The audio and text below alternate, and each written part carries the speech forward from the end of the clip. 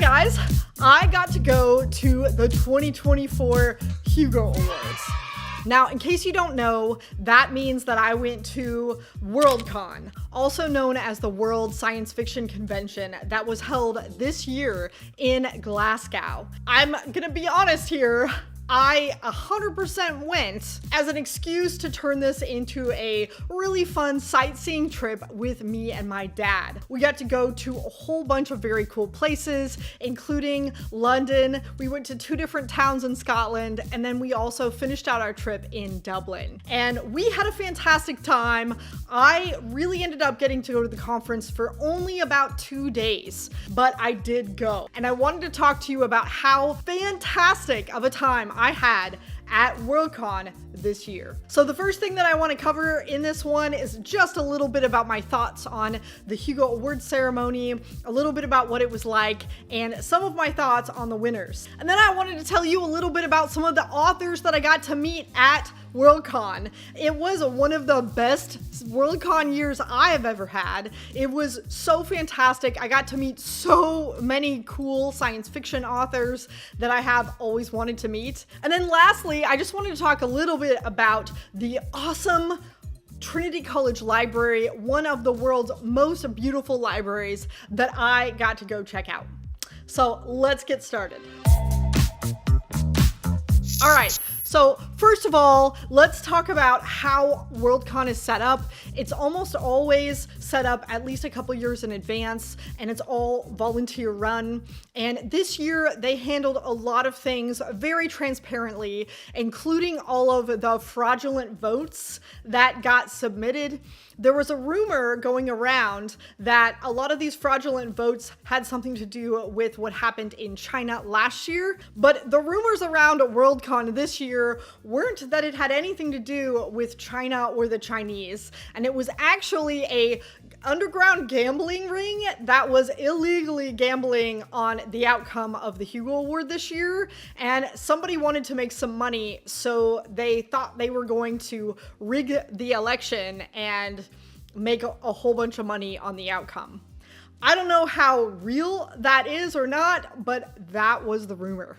So let's get to the award ceremony itself. If you're ever interested in watching that and you can't attend, they do have a live broadcast YouTube channel where you can definitely watch it. And I do believe this year's ceremony is still up. So if it is, I will link it in the description box down below. I will also link the Hugo Awards site because next year it's happening in Seattle. So if you happen to be around Washington, you should come check it out. I haven't decided if I'm going to go that year or not, but it could be fun. Now let's talk a little bit about the winners. So I'm really shocked this year.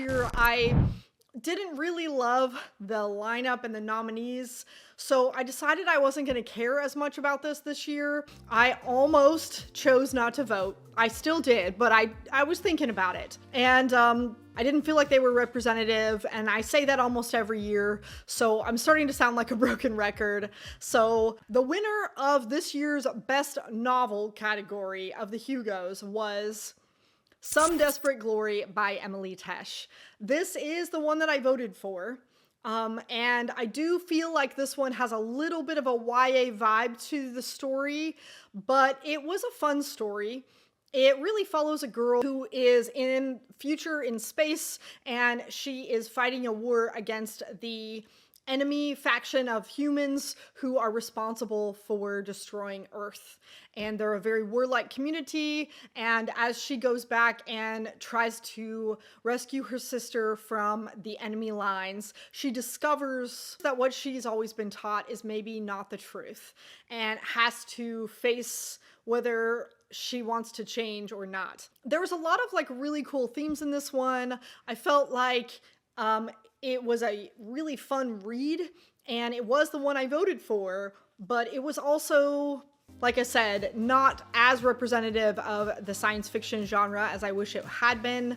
I feel like there were maybe some better options. My disappointment is immeasurable, and my day is ruined. To my shame, I didn't get around to reading the 3 fantasy books on the list, so I ended up not even putting them on my ballot, and that was The Witch King by Martha Wells. And to be honest, I heard very negative reviews about it. I kind of started it, the first couple chapters, and I kind of DNF'd it. I love her Murderbot series, but I really did not enjoy this particular book, so I definitely DNF'd it. Then there was The Saint of Bright Doors, of which I am still on my current library's list waiting for a copy. I do believe this one won the Nebula Award, but I haven't been able to get a hold of a copy of it because everyone wants to read it. Then there's The Adventures of Amina al-Sarife, and this one I heard a lot of really good things about from a lot of my fantasy booktuber friends, but again, I'm still on the waiting list to try to get a hold of a copy of it, and this one has even longer of a list than The Saint of Bright Doors. So I didn't get around to reading these fantasy nominees, and maybe my ballot would have changed, but unfortunately, it just wasn't a priority for me this year. I have to say that I did read Starter Villain by John Scalzi, and of course, Scalzi always gets nominated.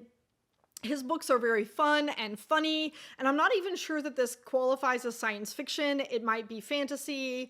It's very superhero, urban fantasy vibe-esque, and I loved it. It was fun. It would be a really cool, like, cartoon for kids, but I really don't think it's his best work, and so I'm really glad this one didn't win. I'm sorry, Mr. Scalzi, but I'm still hoping that one day you'll take your work seriously and give us something great.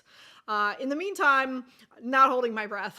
That being said, Translation State by Ann Leckie. I know the Imperial Radich series is a love of many people's, but I tend not to really love that series.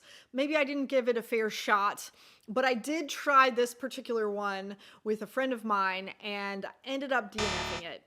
Didn't love it. So, of all of them,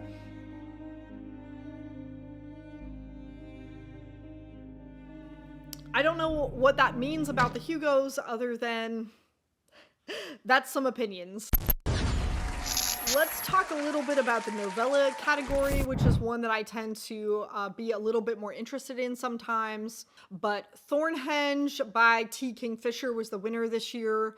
I know T. Kingfisher is a Hugo darling, so a lot of what she puts out is usually on the ballot. There were 2 Chinese novellas on this list that ended up getting unfairly disqualified, so they did get a second shot this year, and that was Life Does Not Allow Us to Meet by He Ji and Seeds of Mercury by Wang Jingkang. That being said, I didn't get around to reading them. I did find out later that they were available on a Hugo voting packet, so they did provide those books to be read, which is awesome. And I do plan to go read those, but I didn't know about it because I wasn't quite paying as much attention as I should have to the Hugos.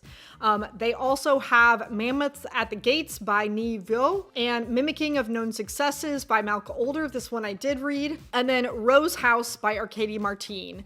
This one I do believe I have on Kindle, but again, so this was probably a pretty good lineup. I feel pretty guilty that I did not read the Chinese novellas, but I do plan on trying to get to those this year.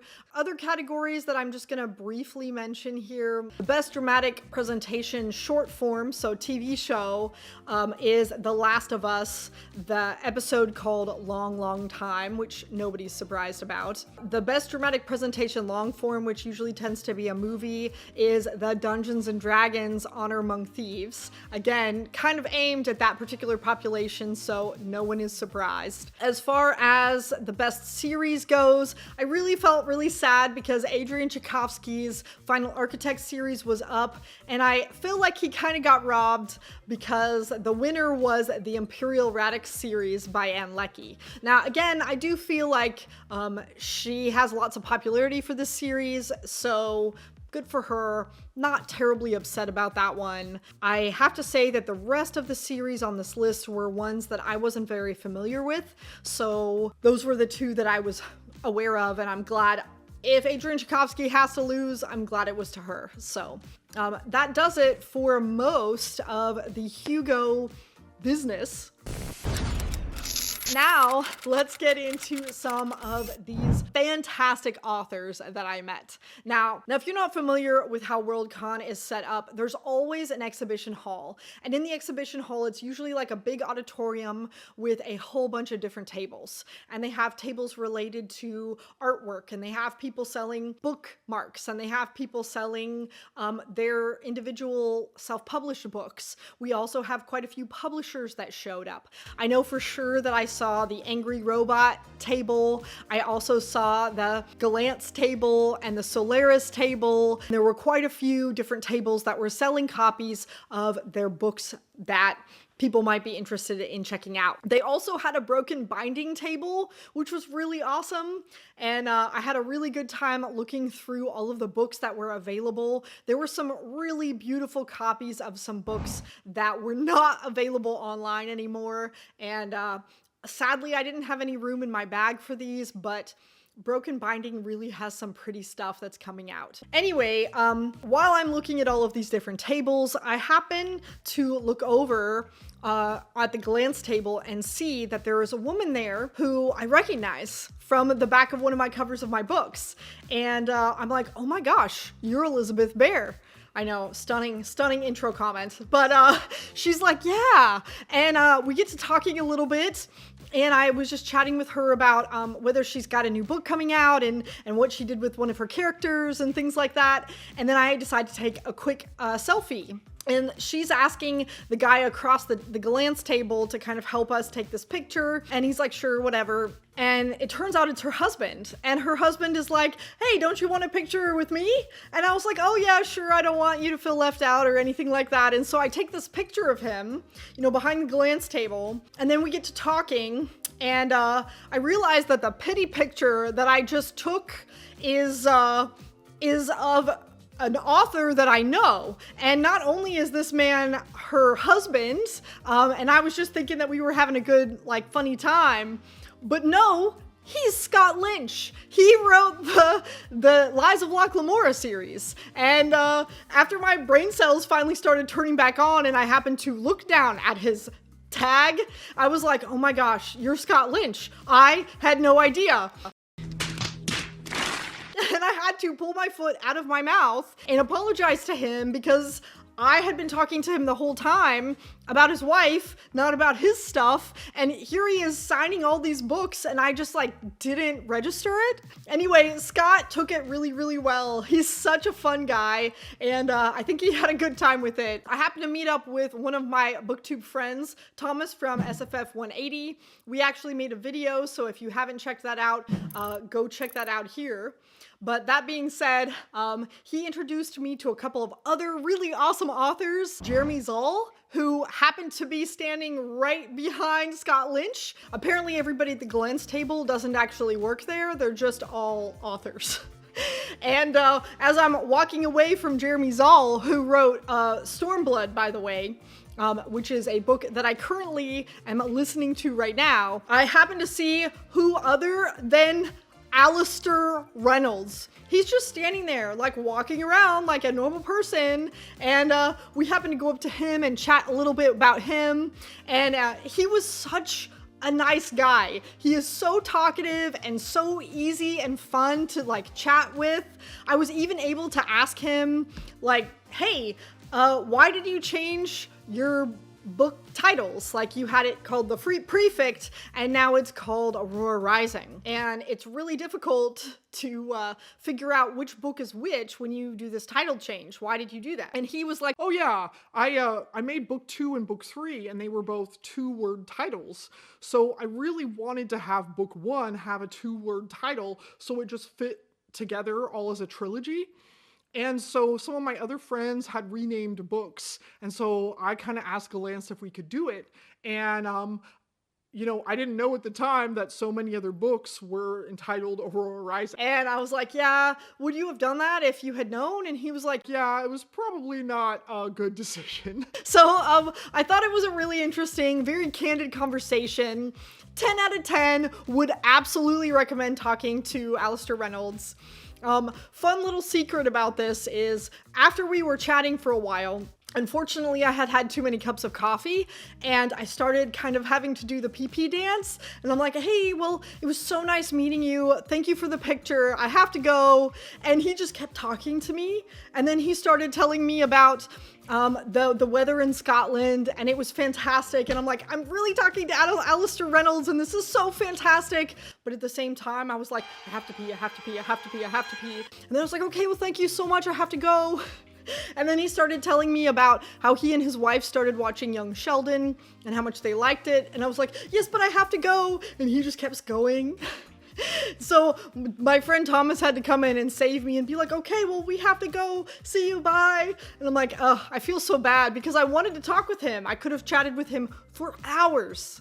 But I really had to run to the bathroom. And boy, am I glad I did, because when I went to run to the bathroom, on my way back, I met none other than Adrian Tchaikovsky himself. He is so cool. I have to tell you that if you ever get to meet him in real life, you should definitely go up and chat with him. He has the coolest leather, like steampunk jacket that I have ever seen. And he was so easy to talk to. He chatted with me a little bit about how he is now narrating some of his own work and how he has so much fun trying to develop the different voices for the characters that he's voicing. It was a really interesting conversation. He had like a really good time talking with me about all of that stuff, or at least I hope he did. I did. I was over the moon with meeting so many awesome authors, and we're not even done yet. I also ended up seeing The Intimidating 3, and they were just standing right there in the middle of the hallway. And I'm like, oh my gosh, Thomas, look at this. That is John Scalzi, Gareth Powell, and Peter Hamilton, and they're just standing there. And he's like, go talk to him, go talk to him. And I'm like, I can't, they're so intimidating. And so he like very firmly shoves me into John Scalzi, where I very awkwardly have to be like, I'm sorry guys, I'm sorry, but oh my gosh, you're my favorite authors ever. Can I get a picture? So I got this super awkward picture of all of us because I just happened to like smash into them. And it was such a fun conversation. They were very gracious. And I got to get it into my head that these authors know that they're making their living with selling books, and these are the book fans. So of course they're going to expect people to come up and talk to them, but I just couldn't get over how intimidating they were. So I didn't really get to spend a whole lot of conversation with them because it's too many big names all in one area. That said though, I gotta say I had a incredible time. I mean, look at how many big names are in that picture. That's crazy. I also ended up getting to meet quite a few other authors that I didn't get to take pictures with. People like Stephen Orion. I even met Robert Silverberg. Simon R. Green was there. Patrick Tomlinson, and had a drink with him. I met two really awesome people I never expected. The first is a subscriber, Edgar. I had Edgar come up and chat with me, and I just wanted to do a shout out to Edgar. We took a picture together, and it was such a pleasure talking with him. He came up and we ate lunch together and talked about my channel, and I just want to encourage all of you guys out there, if you ever see me in the wild, come chat with me. I don't bite, I promise. And Edgar, it was such a pleasure meeting you. Also, as a follow-up to that, I happened to be wandering around getting another cup of coffee, probably my problem with Alastair Reynolds. I may have a coffee problem, it's true. But lo and behold, there's this very grizzled man who has a flannel shirt on, and there's no security in sight, and I almost dropped my coffee, and I finish it really fast, and I go up to him, and I'm kind of like watching and following him, and I'm like, yeah, that's really him. So there it is on the escalator, this flanneled, grizzled old man who happens to be George R.R. Martin.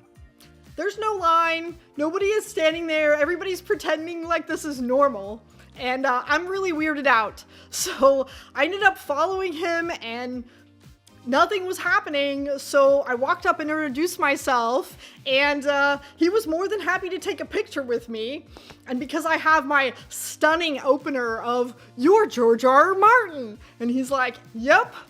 And I'm like, wow, how does it feel to be super famous? And he's like, Some days are better than others. And I was like, yep, that checks out. I mean, I'm a stunning conversationalist, really. I mean, 10 out of 10, right? Anyway, I did not ask him the question you all wanted me to ask him, which is, where is the next book? I didn't do that. I didn't want to be that guy. So instead, I asked him, was it really disappointing for you that the fans didn't love the last season of the show? And he said a comment that I don't quite understand. He said, they got what they paid for. And I don't know what that means, but I just nodded and said, uh-huh, and I kept moving on. And then he told me about how great it was to meet a fan, and I told him, hey, don't forget about those sci-fi fans. Don't forget that we are still here.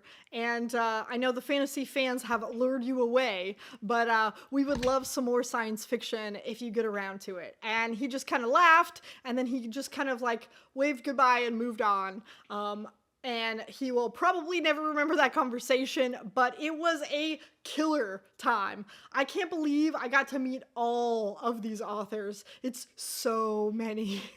And it was all within a span of like 2 hours. So anyway, for those of you out there who want to meet some of these people, you should consider going to Worldcon next year, maybe in Seattle. I don't know. That day kind of topped my trip, if you can think about it that way. I can't believe I didn't get any of the authors to sign my book.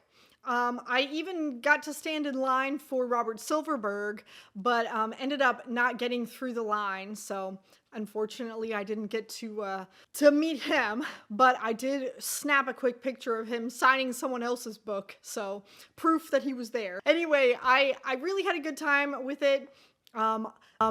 My very favorite part of my entire trip was actually going to Dublin and checking out the Trinity College Library. This is specifically one of the most beautiful libraries in the world. It's on all the top 10 lists, and for really good reasons. What was really sad about this particular library is that if you notice in the background, they have a lot of empty shelves because they are actually pulling off all the books off their shelf. I guess they got really worried when Notre Dame burnt down. So they decided that they needed to fireproof their library, including all the shelves and all the books. So they are closing for the next 2 or 3 years to fireproof all their books and all their shelving to then reopen a little bit later. So I'm really excited that I got to go in and see the actual library. One of the coolest parts of this whole library is that it has one of the world's oldest books. It is called the Book of Kells, and it is, I guess, the most complete 4 books of the New Testament, one of the oldest 10 books in the entire world. So that was really cool. It had a really cool story that went along with it. I guess it has been stolen a bunch of times because it was housed in a monastery with beautiful gold binding that was covered in jewels. And so all the Vikings wanted all of the gold and the jewels. So it kept getting stolen until one time it was stolen and the binding was never found. And they lost the book for about 20 days. And some farmer out in a bog somewhere happened to walk by and find the actual copy of the book. Somebody had just ripped out the binding and taken that, and they threw the book into the bog. And luckily, the book did not disintegrate because it's not made of paper. It's actually made of 187 calf skins. And the book itself, the ink and everything is kind of like tattooed into the skin. It was really interesting to see why it had survived so long, to hear about, you know, all of the different things that it had gone through. Unfortunately, they don't let people take pictures of it, but it was a really interesting story. So would recommend, 10 out of 10. And that does it for my Hugo video. And until next time, see you in the next video.